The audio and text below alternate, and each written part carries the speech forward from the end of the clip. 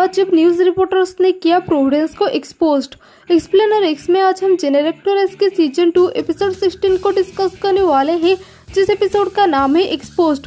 Video को पूरे and तक जरूर देखना क्योंकि ये वाला एपिसोड बहुत फनी होने वाला है।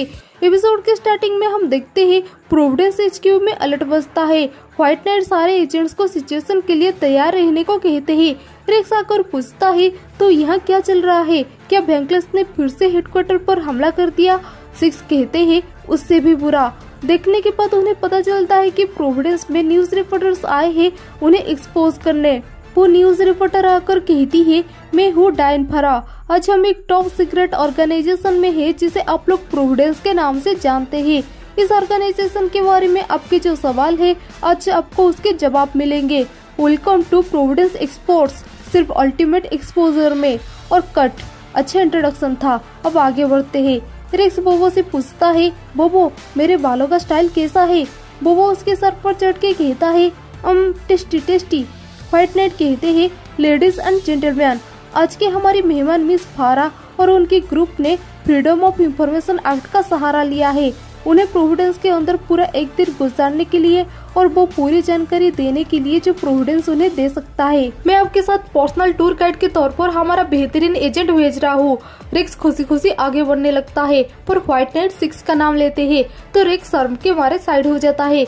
एजेंट सिक्स कहते हैं नाम है एजेंट सिक्स, प्रोविडेंस की तरफ से मैं हमारी लैब में आपका स्वागत करता हूँ। डैन कहती है वो सब रहने दीजिए, मैं यहाँ सवाल पूछने आई हूँ और मुझे सच्चाई भरी जवाब की उम्मीद है। सिक्स कहते हैं पूछिए। डैन पूछती है तो क्या आपकी शादी हो चुकी है। सिक्स कुछ भी जवाब नहीं देते हैं। बोबो कहता है कूल्ड। रेक्स कहता है तुम कौन सा तीर मान लेते। बोबो कहता है मेरे पास कुछ ऐसी खबरें हैं जो उनकी होश उड़ा देगी और वो जोर से हंसने लगता है। सिक्स उन्हें लैब दिखाने लाते हैं। वो कहते हैं हमारा सबसे ज्यादा ध्यान ईवो कंट्रोल में रहता है, लेकिन प्रोविडेंस कई और रिसर्च पर भी काम कर रहा है जिसमें हर एक रिसर्च में पूरी दुनिया के काबिल साइंटिस्ट काम कर रहे हैं। रेक्स आकर कहता है असल में ये मेरे भाई की लैब है, सिर्फ वो ही इस दुनिया में सबसे काबिल बंदा है।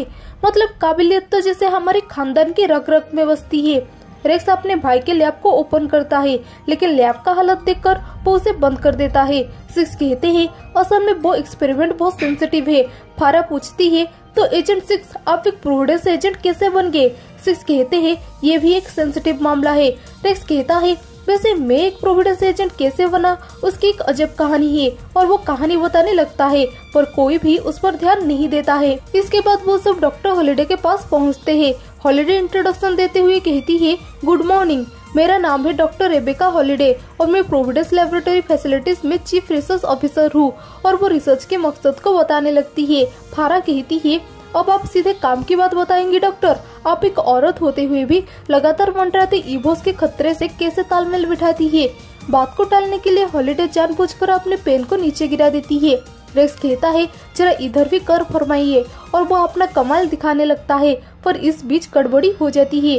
हॉलिडे कहती है रेक्स शायद तुम्हें इन रिपोर्टर्स को अपने कुछ और ड्यूटीज दिखाना चाहिए, जैसे कि इस वक्त तुम्हें क्या करते हुए होना चाहिए। तो रेक्स उन्हें उस जगह में ले आता है जहां ईवोस का इलाज होता है।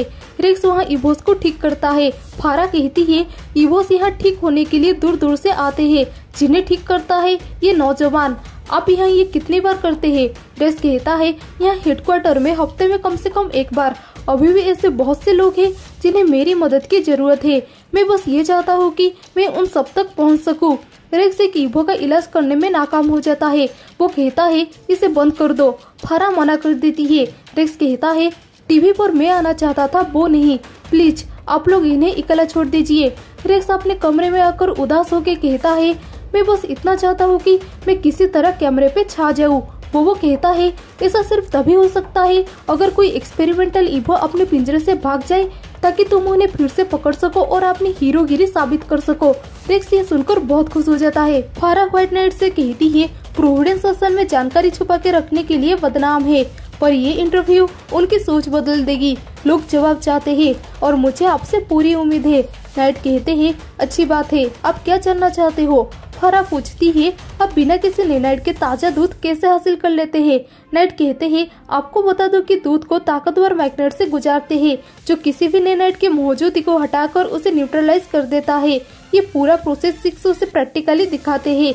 इसके बाद रेक्स आकर कहता है सब लोग हट जाओ, कुछ खतरनाक ईवोस अपने पिंजरे से बाहर निकले हैं, उन्हें सिर्फ एक प्रोफेशनल ही संभाल सकता है। फारा कहती है उसके पीछे जाओ। रेक्स 3 ईवोस को पकड़कर कहता है वैसे मेरा सच में जवाब नहीं है। बोबो पूछता है तुमने सबको पकड़ लिया क्या? रेक्स पूछता है वैसे तुमने कितने छोड़े थे?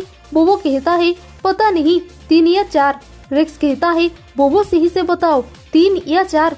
तभी रेक्स और एक ईवो को नोटिस कर लेता है पर उसके हाथ सिर्फ उसका खाल लगता है। 6 रिपोर्टर्स को प्रोविडेंस का गिफ्ट शॉप देखने को जाने के लिए कहते हैं और वो रेक्स से कहते हैं अब तुम मुझे बताओगे कि क्लास 5 ईवो अपने इलेक्ट्रोमैग्नेटिक कंटेनर से बाहर निकलकर इत्तेफाक से हमारे सामने कैसे आ गए? रेक्स कहता है मैं बस ये होता देखना चाहता था, वो भी कैमरे के सामने। 6 कहते हैं वो आखिरी ईवो जिसकी तुमने खाल उतारी थी, उसकी शरीर अभी कहीं बाहर है और वो बड़ा होता जा रहा है। नाइट कहते हैं प्रोविडेंस एक शानदार मशीन की तरह काम करता है पर शर्ते कोई बंदर खोपड़ी उसके काम करने में अपना दिमाग ना चलाए। बोबो कहता है ये कॉमेडी करने का काम मुझ पर छोड़ दो। ठीक है, मैंने गलती से 1 या 2 पिंजरे खोल दिए थे या फिर 4। हॉलिडे कहती है वो चौथा पिंजरा इलेक्ट्रोमैग्नेट से सील था। बोबो कहता है मैंने कब कहा कि उसे खोलना आसान था? हॉलिडे कहती है जिस ईवो को हमने उसमें रखा था वो बिजली पे चलता है। नाइट कहते हैं उसे ढूंढो और ये उन कैमरा क्रू की नजर में नहीं आना चाहिए। बोबो कहता है हम उस ईवो को ढूंढने में अपना वक्त बर्बाद कर रहे हैं। रेक्स कहता है मैंने सिर्फ उसकी खाल देखी थी, वो असल में कैसा दिखता है? तभी वो ईवो उसके सामने आ जाता है। रेक्स उसे पकड़ने का कोशिश करता है पर वो ईवो बहुत फुर्तीला होता है। आखिरकार रेक्स और बोबो उसे घेर लेते हैं लेकिन वो चालाक ईवो इलेक्ट्रिसिटी ऑब्जर्व करके अपना आकार बढ़ा लेता है। 6 उस ईवो को नोटिस कर लेते हैं। वो उन रिपोर्टर्स को कहते हैं आप मेरा इंटरव्यू लेना चाहते थे ना, अब ले सकते हैं। फारा पूछती है तो बताइए उस डे नाइट इवेंट के पीछे का सच्चाई क्या है? 6 कहते हैं वो मैं नहीं बता सकता। फारा फिर पूछती है उस इवेंट में आपका क्या रोल था? 6 कहते हैं वो भी मैं नहीं बता सकता। वो ईवो फारा के पीछे आ जाता है। रेक्स आकर सिचुएशन को संभाल लेता है। रेक्स कहता है रुकिए, आपने मेरे अच्छे एंगल्स तो देखा ही नहीं। वो बोबो से पूछता है मेरा अच्छा एंगल कौन सा है? फारा 6 से कहती है 6 आपने कहा था कि आप हमें ऑपरेशन के बीचों बीच ले जाएंगे। 6 कहते हैं बिल्कुल, आइए मेरे साथ। हॉलिडे रेक्स को बताती है कि वो ईवो किस तरफ है। वो पूछती है वो तुम्हारे हाथ से कैसे निकल सकता है? वो करीब 6 फीट ऊंचा और 300 फीट भारी है। रेक्स कहता है शिकायत करना बंद करो और हमारी मदद करो, एजेंट्स भी उनकी मदद करते हैं। हॉलिडे कहती है हॉलवे टूल की तरफ जाओ। रेक्स कहता है अब हमने उसे पकड़ लिया, लेकिन सडनली वो कहता है नहीं, मैं उसे उल्टा पढ़ रहा था, हॉलवे 21। हॉलिडे कहती है रेक्स हॉलवे 21 सेंट्रल कोर्ट में जाती है जहाँ बिजली किसी भी चीज से बदल जाती है, चाहे वो हवा हो या पानी। रेक्स ध्यान से सुनो, जैसा मैं कहती हूँ वैसा करो क्योंकि हमारे पास इसे करने के लिए सिर्फ एक मौका होगा। फारा पूछती है क्या करने का एक मौका डॉक्टर? हॉलिडे बात को छुपाते हुए कहती है भविष्य का, प्रोविडेंस हमारा भविष्य है। तभी प्रोविडेंस में पावर कट हो जाती है। 6 कहते हैं चिंता करने की कोई बात नहीं है, रिपोर्टर्स की वजह से नाइट किसी को भी डायरेक्टली ऑर्डर नहीं दे पाते हैं। 6 उन्हें लंच करने के लिए ले आते हैं। तभी रेक्स आकर उस कमरे में गिरता है और वो ईवो भी उस कमरे में पहुंच जाता है। 6 फारा को उस ईवो के हमले से बचा लेते हैं। फारा शर्मा जाती है।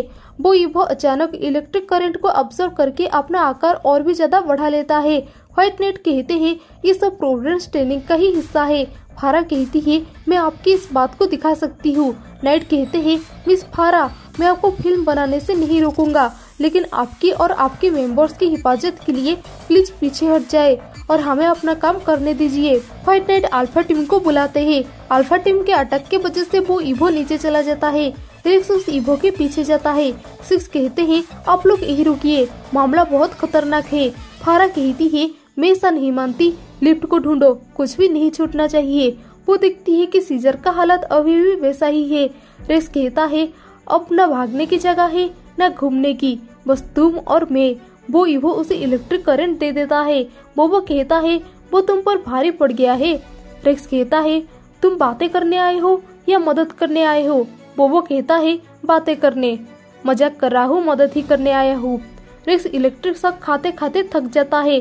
प्रोविडेंस एजेंट्स और रिपोर्टर्स भी उस जगह पर पहुंच जाते हैं। और एजेंट 6 एक हीरो की तरह अपने ब्लेड्स निकालते हैं और उस ईवो के टेंटाकल्स को काट देते हैं, जिसकी वजह से वो ईवो कमजोर होकर नीचे गिर जाता है। रिक्स उस ईवो को शट डाउन कर देता है।